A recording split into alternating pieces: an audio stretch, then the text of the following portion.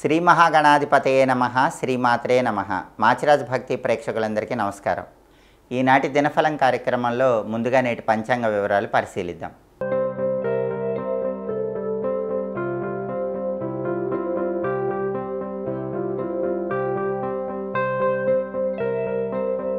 September 10 మంగళవారం దినఫలాన్ని పరిశీలిస్తే సప్తమి తిథి రాత్రి 11 గంటల 12 నిమిషాల వరకు ఉంది. అనురాధ నక్షత్రం రాత్రి 8 గంటల 3 నిమిషాల వరకు ఉంది. మంగళవారం అనురాధ నక్షత్రంతో కలిసి వస్తే వజ్రయోగం ఉంటుంది. ఈ వజ్రయోగం కార్యహానిని కలిగింపజేస్తుంది. కాబట్టి 12 రాశుల వాళ్ళు ముఖ్యమైన పని మీద బయటికి వెళ్ళినా, ముఖ్యమైన ప్రయాణాలు చేసినా పనుల్లో ఆటంకాలు ఎదురవుతూ ఉంటాయి. అలా జరగకుండా ఉండాలంటే ఒక బెల్లం ముక్క నోట్లో వేసుకుని నవ్వులుతూ పని మీద బయటికి వెళ్ళాలి. ఆంజనేయ స్వామి వారి సింధూరం బొట్టు పెట్టుకుని వెళ్ళాలి. అప్పుడు వజ్రయోగం ఉన్నప్పటికీ కార్యహాని జరగదు, కార్యసిద్ధి ఏర్పడుతుంది. అదేవిధంగా రాశిచక్రం చాట్లో గ్రహాల స్టేటస్ తీసుకుంటే మంగళవారానికి అధిపతి అయిన కుజుడు మిథునంలో, బుధుడు ఇంట్లో, శత్రువు ఇంట్లో ఉన్నాడు. కాబట్టి భూములు కొనటం అమ్మటం, గృహాలు కొనటం అమ్మటం ఇలాంటి వ్యవహారాల్లో 1కి 10 సార్లు ఆలోచించి నిర్ణయాలు తీసుకోవాలి.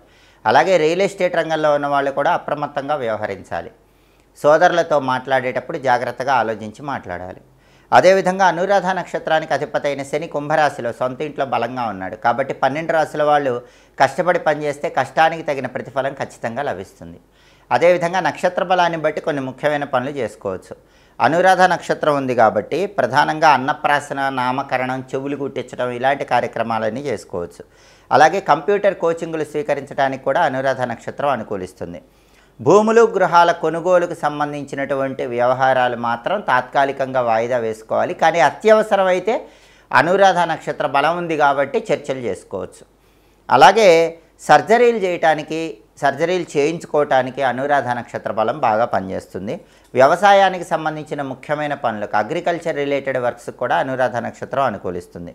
అనారోగ్య నివారణకు చేసే ప్రత్యేకమైన దానాలకు కూడా అనురాధ నక్షత్రం అనుకూలిస్తుంది. నక్షత్ర బలాన్ని బట్టి ఈ ముఖ్యమైన పనులన్నీ చేసుకోవచ్చు. అదేవిధంగా ఈనాటి దినఫలం కార్యక్రమంలో 12 రాశుల వాళ్ళ రాశి ఫలితాలు ఏ విధంగా ఉన్నాయో ఇప్పుడు మనం పరిశీలిద్దాం. ముందుగా మేషరాశి వాళ్ళకి ఈరోజు ప్రధానంగా తల్లిగారికి అనారోగ్య సమస్యలు తొలగిపోవటం వల్ల ప్రశాంతతను పొందుతూ ఉంటారు. తల్లిగారి ఆరోగ్యం బాగుంటుంది. అలాగే ప్రతి పనిలో కూడా సుఖము, శాంతి, సౌఖ్యము లభిస్తాయి. అనుకున్న పనులు అనుకున్నట్లు దిగ్విజయంగా పూర్తి చేసుకోగలుగుతారు. తదుపరి వృషభ రాశి వాళ్ళకి ఈరోజు సోదరులతో మైత్రి పెరుగుతుంది. సోదరులతో ఉన్న గొడవలన్నీ సమసిపోతాయి. ప్రతి పనిలో సుఖము, శాంతి, సంతోషము లభిస్తాయి. అలాగే మాతృ సౌఖ్యం ఉంటుంది. అంటే తల్లిగారి వల్ల మంచి ప్రయోజనాలు చేకూరుతాయి. తల్లిగారి ఆరోగ్యం బాగుంటుంది. తల్లి తరపు బంధువుల వల్ల లాభాలు కలుగుతాయి. తల్లిగారి ఆస్తిపాస్తులకు సంబంధించిన వ్యవహారాల్లో కూడా అనుకూల ఫలితాలు ఏర్పడతాయి. తదుపరి మిథున్ రాశి వాళ్ళకి ఈరోజు మనోధైర్యం పెరుగుతుంది, ఆత్మవిశ్వాసం పెరుగుతుంది. దానివల్ల ఏ పనైనా దిగ్విజయంగా పూర్తి చేయగలుగుతారు. అలాగే విద్యా సంబంధమైనటువంటి వ్యవహారాల్లో కొత్త విషయాలు తెలుసుకోగలుగుతారు. వినోదపరమైనటువంటి కార్యక్రమాల్లో చురుకుగా పాల్గొంటారు.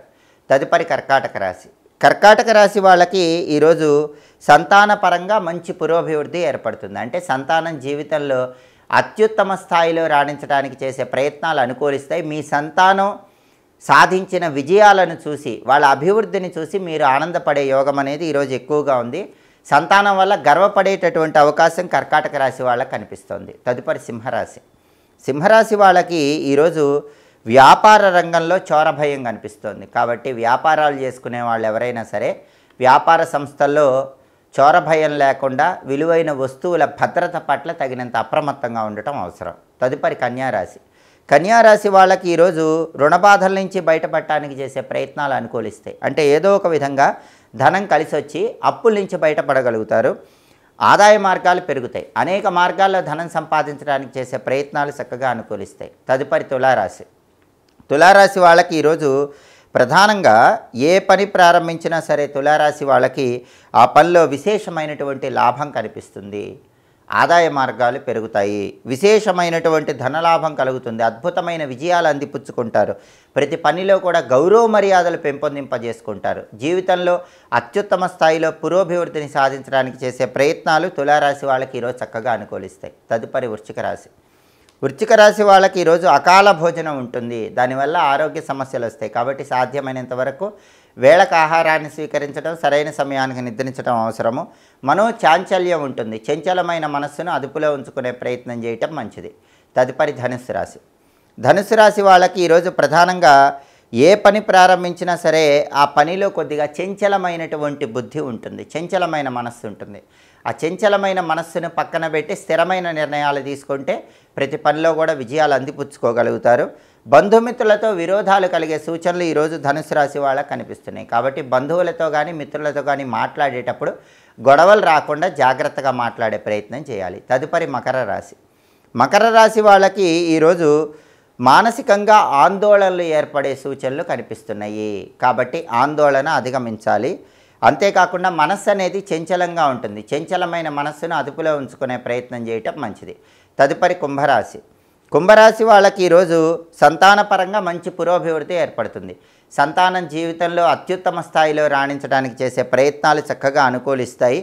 సంతానం సాధించిన విజయాలను చూసి గర్వపడేటటువంటి అవకాశం కూడా ఈరోజు కుంభరాశి వాళ్ళకి చాలా ఎక్కువగా కనిపిస్తోంది. అంతేకాకుండా కుంభరాశి వాళ్ళు ఈరోజు ఏ పని ప్రారంభించినా కూడా ఆ పని దిగ్విజయంగా పూర్తి చేసుకోగలుగుతారు, అద్భుతమైన కార్యసిద్ధి లభిస్తుంది. తదుపరి మీనరాశి.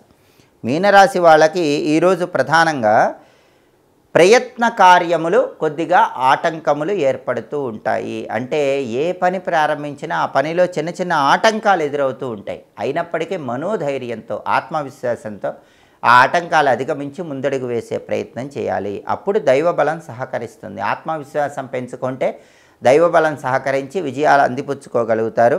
అదేవిధంగా స్థాన చలనాలు కూడా కనిపిస్తున్నాయి. అంటే ఉన్న ప్రాంతం విడిచి వేరే ప్రాంతానికి వెళ్ళి జీవనాధారం కొనసాగించడానికి చేసే ప్రయత్నాలు చక్కగా అనుకూలిస్తాయి.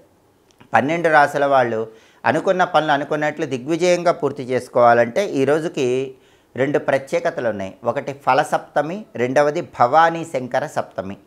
ఈ ఫలసప్తమి లేదా భవానీ శంకర సప్తమి సందర్భంగా 12 రాశుల వాళ్ళు ఓం భవానీ శంకర దేవతాయై నమో నమః అనే మంత్రాన్ని 11 సార్లు చదువుకొని పని మీద బయటకు వెళ్ళాలి. ఓం భవానీ శంకర దేవతాయై నమో నమః ఈ మంత్రం చదువుకొని వెళితే విశేషంగా కార్యసిద్ధి ఏర్పడుతుంది. వృత్తి, ఉద్యోగ, వ్యాపార రంగాల్లో చక్కగా రాణించవచ్చు. అలాగే మంగళవారం కాబట్టి ఉదయం 6 నుంచి 7 మధ్యలో, మధ్యాహ్నం 1 నుంచి 2 మధ్యలో, రాత్రి 8 నుంచి 9 మధ్యలో కుజహోర ఉంటుంది. ఈ కుజహోర ఉన్న సమయంలో అడ్వెంచరస్ పనులు, సాహస కార్యక్రమాలు నిర్వహించడానికి అనుకూలము.